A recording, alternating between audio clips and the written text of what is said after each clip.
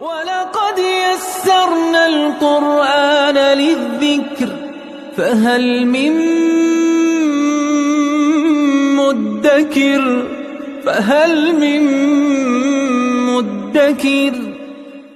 اعوذ باللہ من الشیطان الرجیم بسم اللہ الرحمن الرحیم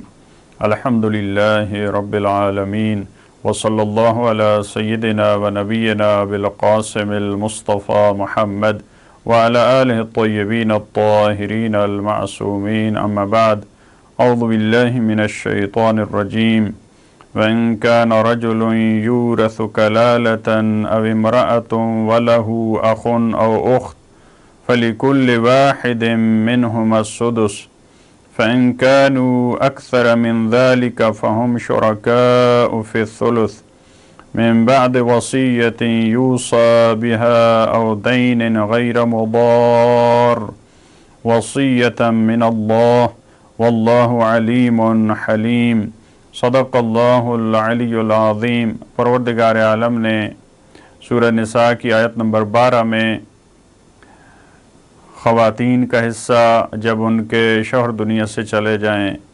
شوہر کا حصہ جب ان کی بیوی اس کی جائیداد ہے، اس کا ماترک ہے، وہ دنیا سے چلی جائے، اس کو بیان فرمایا۔ اس کے بعد ایک اور حکم، ایسا انسان جو دنیا سے چلا گیا ہے، اس کے ماں باپ نہیں ہے، اس کی بیٹی نہیں ہے، اس کا بیٹا نہیں ہے، تو اس کے میراث کا کیا بنے گا؟ اس کو قرآن کریم نے کلالہ سے تعبیر کیا ہے۔ کلالہ کل سے ہے، کلیل، کل، جو چیز احاطہ کر لیتی ہے، جو چیز سنگین ہوتی ہے، اس کے لیے یہ لفظ استعمال ہوتا ہے۔ تو کلالہ کا ایک مطلب یہ بھی لغت میں بیان کیا گیا، کیونکہ یہ دوسرے ایسے رشتہ دار ہیں جنہوں نے اس کو احاطہ کیے ہوئے ہے۔ جیسے ایک تاج انسان کے سر پہ آتا ہے تو اس کے سر کا احاطہ کرتا ہے، اس کو گھیر لیتا ہے، اور ایک قسم کا یہ بوجھ بھی ہوتا ہے۔ اس وجہ سے بھی ممکن ہے اس کو کلالہ کہا گیا ہو، کیونکہ جب انسان کی اپنی اولاد، جب اس کے ماں باپ لے رہے ہوتے ہیں میراث سے حصہ، جب اس کی اولاد لے رہی ہوتی ہے تو اس کے لیے بوجھ نہیں ہوتا۔ لیکن یہ طبقہ جو بہن بھائیوں کا طبقہ ہے، خصوصی طور پہ اس آیت کے مد نظر جو ماں کی طرف سے اس کے بہن بھائی ہیں، باپ کی طرف سے جو نسبت ہے، یا دونوں طرف سے، اس کو سورہ نساء کی آخری آیت میں بیان فرمایا۔ وہاں بھی بالکل یہی کلالہ کا لفظ موجود ہے، اور وہاں ایک تفصیل ہے، اور اس حصے کو جو قرآن کریم نے وہاں پہ بیان فرمایا وہ اس سے مختلف ہے۔ لہٰذا ایسا اگر فرد، اس آیت میں فرمایا وَإِنْ كَانَ رَجُلٌ يُورَثُ كَلَالَةً، ایک ایسا فرد ہے جو دنیا سے چلا گیا اور اس کا ارث کلالہ لے رہے ہیں۔ کلالہ یعنی میت کے جو بہن بھائی ہیں۔ البتہ بعض مفسرین کی اور فقہا کی تاکید ہے کہ جو ماں کی طرف سے اس کے بہن بھائی ہیں، اگر وہ اس کی میراث لے رہے ہیں۔ اَوْ امْرَأَةٌ، یا ایک ایسی خاتون ہے جو دنیا سے چلی گئی ہے، وَلَهُ أَخٌ أَوْ أُخْتٌ، اس کی بہن ہے، اس کے بھائی ہیں، وہ اس سے میراث لے رہے ہیں، یعنی اس خاتون کا بھی شوہر نہیں ہے، اس کی بیٹی نہیں ہے، اس کا بیٹا نہیں ہے۔ ایسی صورت میں فَلِكُلِّ وَاحِدٍ مِّنْهُمَا السُّدُسُ، جو بہن بھائی ارث لے رہے ہیں ان میں سے ہر ایک کو چھٹا حصہ ملے گا۔ حالانکہ دوسری میراث کے احکام میں آپ نے دیکھا کہ خاتون اور مرد کے حصے میں فرق آتا ہے، لیکن کلالہ کی جہاں پہ گفتگو آتی ہے، یہاں پہ بہن بھائی ان میں کوئی فرق نہیں ہے، ان کو برابر حصہ، چھٹا حصہ ملے گا۔ فَإِنْ كَانُوا أَكْثَرَ مِنْ ذَلِكَ فَهُمْ شُرَكَاءُ فِي الثُّلُثِ، یہ اس صورت میں تھا کہ ایک فرد جو ہے اس سے میراث لے رہا ہے، کلالہ میں سے ایک فرد ہے، یا خاتون دنیا سے چلی گئی، اس کی ایک بہن ہے، اس کا ایک بھائی ہے، یہ اس صورت میں ہے کہ اس کو چھٹا حصہ ملے گا۔ لیکن اگر زیادہ ہیں، اس کی 2-3 بہنیں ہیں، 2-3 بھائی ہیں، اگر اس طرح سے فَإِنْ كَانُوا أَكْثَرَ مِنْ ذَلِكَ فَهُمْ شُرَكَاءُ فِي الثُّلُثِ، اگر اس طرح سے ہے یعنی زیادہ ہیں، وہ 3 افراد ہیں، 4 افراد ہیں، 5 افراد ہیں، تو وہ ایک ثلث میں سب کے سب شریک ہوں گے، ان کو برابر طور پہ تقسیم کر دیا جائے گا۔ من بعد وصیت یوصی بها او دین غیر مضار، یہ بھی اسی طرح سے یہ قانون ہے۔ ہر جگہ قرآن کریم نے جہاں بھی حصہ بیان کیا کسی فرد کا،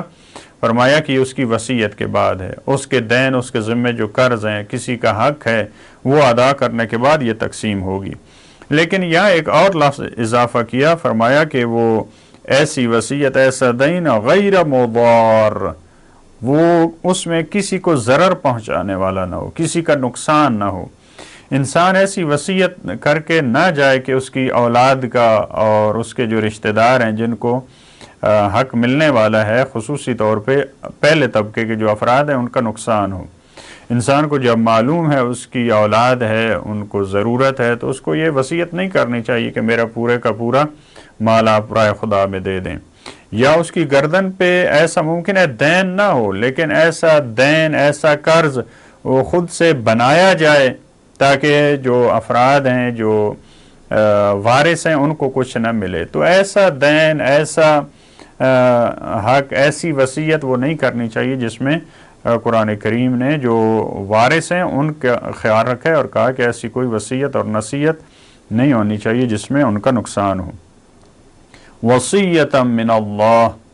اب یہ بھی خوبصورت تعبیر ہے، جیسا کہ ان افراد کو قرآن کریم نے تاکید کی ہے کہ آپ کی وصیت اس طرح سے نہیں ہونی چاہیے، آپ کی وصیت میں یہ نہیں ہونا چاہیے، دوسروں کو نقصان نہیں ہونا چاہیے۔ پروردگار عالم نے اپنا جو فرمان ہے اس کے لیے بھی یہ لفظ استعمال کیا، فرمایا یہ تمام قوانین، یہ دستورات جو ہم نے بیان کیا، وصیۃ من اللہ، یہ اللہ کی طرف سے وصیت ہے۔ حالانکہ وصیت جو عام معنی میں استعمال ہوتی ہے اس طرح سے پروردگار عالم کے بارے میں نہیں ہے، وہاں پر دستور کا مطلب ہے، حکم کا مطلب ہے، موعظے اور وعظ اور نصیحت کی بات ہے، لیکن لفظ پروردگار عالم نے وہی استعمال کیا۔ واللہ علیم حلیم، پروردگار عالم علم والا ہے اور وہ بردبار بھی ہے، وہ ایسا حلیم ہے، ایسا بردبار ہے جو جلدی نہیں کرتا، جو حکم صادر کرنے میں، جو سزا دینے میں، جو عقاب کرنے میں جلدی نہیں کرتا۔ دعا ہے پروردگار عالم سے کہ اللہ ہمیں توفیق دے، جس طرح سے اس نے تمام رشتہ داروں کے حقوق اور ارث اور میراث اور دیون کے، قرضہ جات کے جو مسائل بیان کیے ہیں، اسی طرح ہم اس کو دقیق انداز میں اس پہ عمل کریں اور ہمارا معاشرہ اس طرف بڑھے کہ ان کی گردن پہ کسی کا حق نہ ہو۔ اللہم صلی علی محمد و آل محمد۔